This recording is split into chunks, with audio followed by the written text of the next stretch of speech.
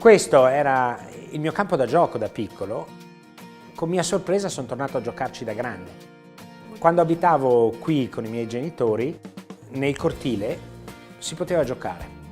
Queste erano le sale degli ufficiali giudiziari, per secoli lo sono stati. Ancora sotto Venezia qui c'era proprio la polizia veneziana. A partire dagli anni '80 è rimasto chiuso e soltanto 10 anni fa siamo potuti entrare e abbiamo potuto recuperarlo. È stata un'opera in parte del comune e in parte nostra. L'emozione che provo è data dalla sorpresa.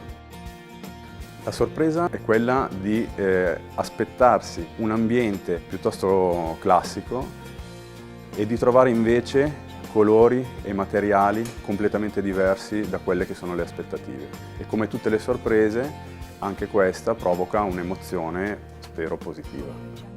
In pratica si tratta di una bioedilizia di origine medievale.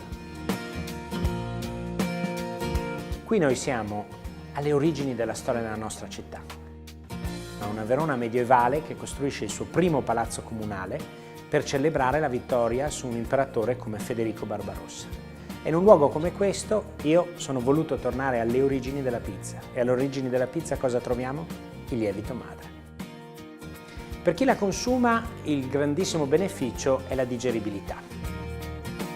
Una volta creato il nostro lievito madre, l'abbinamento più giusto era la qualità e la freschezza di ingredienti biologici.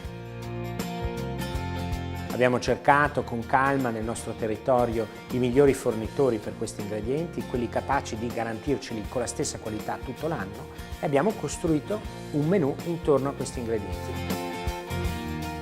Nel creare l'Altro Impero ho proprio riscoperto il cuore e il piacere di fare ristorazione.